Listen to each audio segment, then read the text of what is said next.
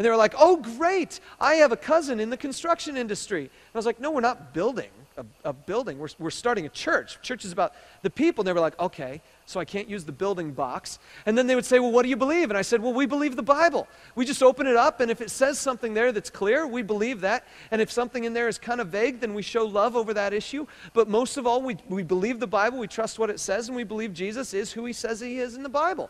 That's where we go. And they're like, okay, so I don't have a box. I can't label you Baptist or Pentecostal or whatnot. So as a result, very few people joined us. Because we had no good box.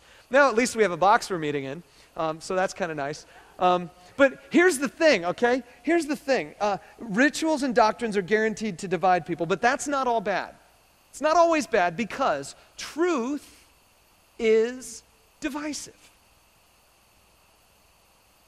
Wherever you find truth, it's going to divide people. It's going to divide people, those who practice the truth, those who don't. Those who believe the truth, those who don't. Those who know the truth, those who don't. Truth is always divisive, but here is the danger. Here is the problem. Divisions always tempt us to focus on ourselves and on each other. This is where they get dangerous. The division itself is not necessarily a problem because truth always divides, and it's our goal to find truth, to pursue truth, to live truth, to love truth, to have it be part of us. But here's the deal. We can too often, because of those divisions, begin to focus on ourselves and on each other. As if to say, here you are, and you believe your things, and I believe my things, but because mine are true and yours aren't, I'm in and you're out. We ask ourselves that question all the time. Who's in? Who's out? Where do I stand? Where do you stand? The problem is when we begin to focus on ourselves and on each other, we have lost what's really important. What's really important is Jesus. I'm going to take just a quick aside, and I'm going to ask you to take a risk with me this morning. A risk of self-revelation. A risk of letting us know something. And here's the question. You've seen it on your note sheet there if you're following along. In this place here, what we call Lafayette Community Church, have you ever felt, in the context of Lafayette Community Church, have you ever felt out? And I want to ask you to admit it. I want to see it. If you have ever felt on the outside of things going on here, go ahead and raise your hand. Admit it. If you have ever felt on the inside of things going on here, go ahead and raise your hands. Let me see that. I want to tell you all something. I am really, really sorry. Because I think in some respects, we've done a disservice to all of you as a church by perpetuating the notion that some are in and some are out. And for those of you who have ever felt out, all I can say is I'm sorry. It was completely wrong, completely inappropriate. For those of you who have ever felt in, that meant that you were aware of others being out. And I want to apologize to you too for giving you that kind of idea too. But on the other hand, I think all of us need to apologize to Jesus. Because see, while we go through the questions of thinking, where do I belong in this mix? We are missing the big question. And the big question is, who is Jesus? And what does that mean? Who is Jesus?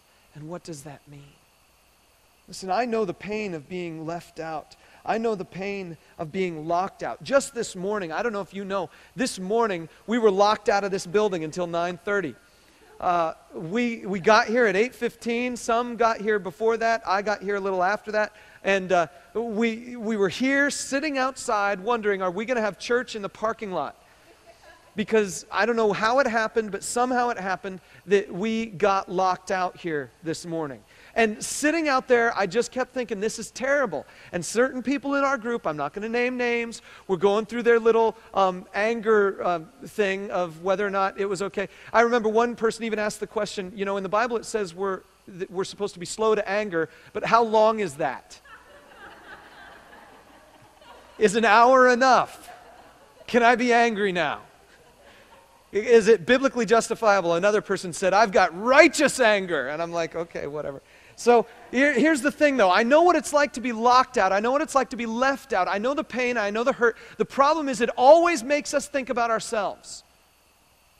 Why am I not in there? Why are they in there? Always makes us think about ourselves. And it sucks the thinking of Jesus clean out of us. You know, earlier I said that we try to put God first in everything that we do. The whole time we were out there, never once crossed my mind to pray. I'm the pastor of a church, come on. Of course, it never crossed the mind of anyone else, so shame on you. No one once said, hey, you know what, maybe we should just spend some time praying. Because you know what? It sucks the awareness of God out of us when we become aware of whether we're in or not. Religion is about us. Following Jesus is about Him. Look at Hebrews 12:2. It says, let us fix our eyes on Jesus, the author and perfecter of our faith, who for the joy set before Him endured the cross, scorning its shame, and sat down at the right hand of the throne of God. No one has ever done what Jesus has done. He is at the pinnacle of human achievement. He died on the cross for us, and then was raised back to life again, and now sits at the right hand of God the Father in heaven.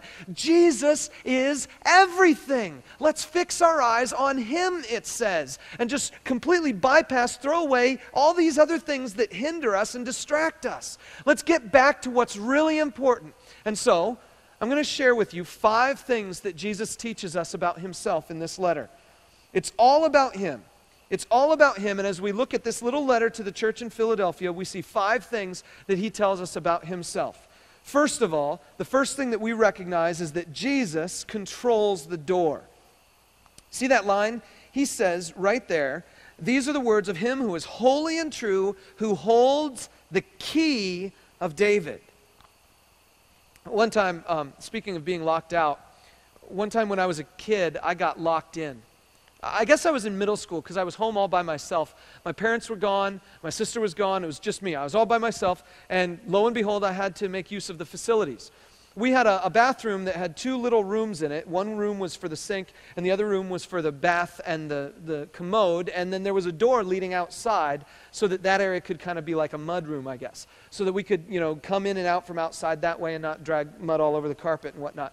So anyway, I was in that bathroom, and my dad is I've told you this before, he's a pastor, not a handyman. And so every now and then we would have things in our house that would be, you know, not quite right for an extended period of time. And I remember I went into the bathroom, and on my way back out, the door